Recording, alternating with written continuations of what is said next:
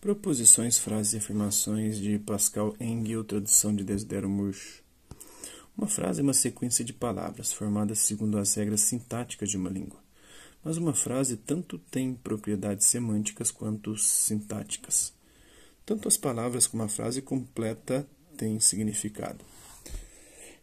Os filósofos têm tido tendência para se centrar nas propriedades semânticas das frases indicativas, em particular no fato de serem verdadeiras ou falsas. Ao significado de tais frases, têm chamado proposições e têm ligado a noção de proposição às condições de verdade da frase associada. O termo proposição é por vezes assimilado à própria frase, por vezes ao significado linguístico de uma frase, por vezes ao que é dito, por vezes aos conteúdos das crenças e de outras atitudes proposicionais. Mas seja como for que se definam, as proposições têm de ter duas características: a capacidade para serem verdadeiras ou falsas, e a estrutura composicional, serem compostas de elementos que determinam as suas propriedades semânticas.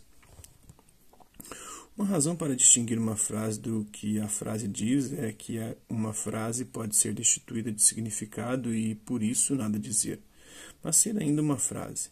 Mas talvez a principal razão é que duas pessoas A e B podem proferir a mesma frase, por exemplo, tenho calor, e dizer a mesma coisa no sentido, mas não no outro. O sentido em que dizem a mesma coisa é que usam as mesmas palavras com o mesmo significado linguístico. O sentido em que dizem algo diferente é que dão usos diferentes às mesmas palavras. A usa eu para referir A, ao passo que B usa A para referir B. Portanto, o que A diz pode ser verdadeiro, apesar de o que B diz ser falso.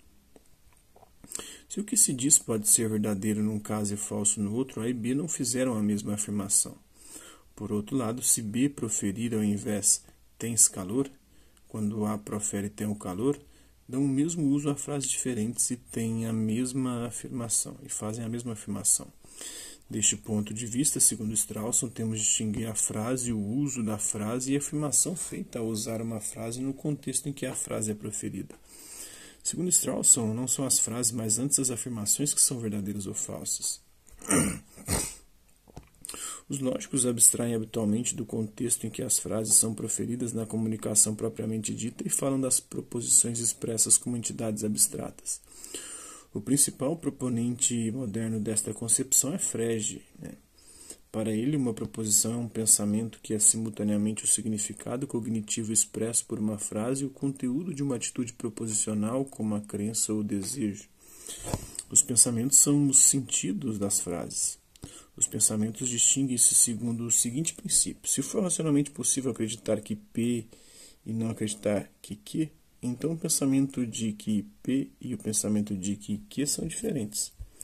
Numa concepção diferente, mas relacionada, proposta por Carnap em 1947, a proposição expressa por uma frase F é o conjunto de mundos possíveis em que F é verdadeira. Esta perspectiva viola a exigência de estrutura composicional, visto que essas proposições não são apreendidas ao aprender as suas componentes.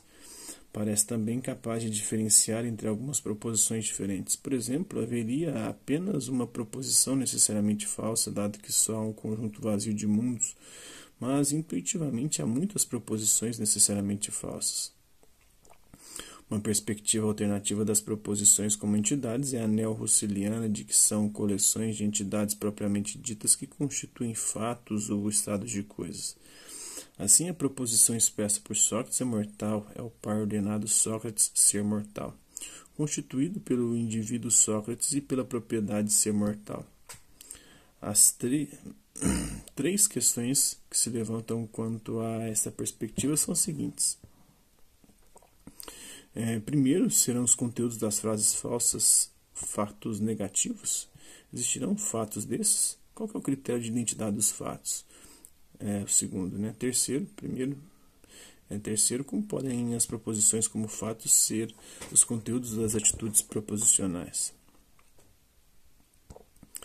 A existência de Deus é essencial, do Desidério Murcho. Depois eu quero comprar esse livro. Esta última questão pode ser encarada como uma versão do problema que levou Frege a postular sentidos. pois o fato de que A é igual a B tem de ser o mesmo que o fato de que A é igual a A, apesar de quem acredita que A é igual a A não acredita só por isso que A é igual a B e, portanto, as proposições não são a mesma. Os freudianos concluem que isto mostra que não podemos dispensar a noção de sentido. Se os russelianos o negarem, tem de complicar a sua concepção de fato ou a sua concepção de atitude proposicional. Quer se defina a noção intuitiva do que é dito como uma entidade independente do contexto, quer se recorra à noção de afirmação ou proposição expressa por uma elocução num contexto particular, é preciso explicar o que é isso de duas frases exprimirem a mesma proposição ou fazerem a mesma afirmação. As duas expressões baseiam-se nas noções de significado e sinonímia, criticadas por Keane em 1968. Mas se dispensarmos completamente as proposições, as afirmações e qualquer outra noção do conteúdo que é dito e optarmos ao invés por considerar que as frases são portadoras de valor de verdade, enfrentamos dois problemas.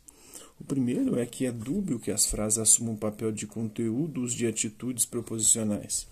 Se crer que sou estúpido introduz uma relação entre mim e a frase portuguesa, sou estúpido, da língua portuguesa, deveria ser traduzida em alemão, digamos, como ich glaube, ou seja, eu sou estúpido. Apesar de a tradução correta ser ich glaube, das ich dumm bin, que nada diz sobre qualquer frase portuguesa, segundo Church.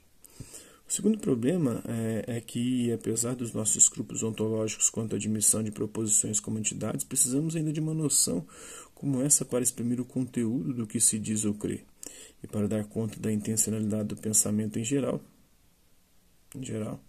Por isso, por mais que a noção de proposição seja vaga ou mal definida, não pode ser dispensada, segundo Pascal Engel, na sua obra Routledge Encyclopedia of Philosophy. Espero que vocês tenham gostado do vídeo. Quem curtiu, dá um like, quem não curtiu, dá um dislike. Hasta la vista, vivos, e até a próxima.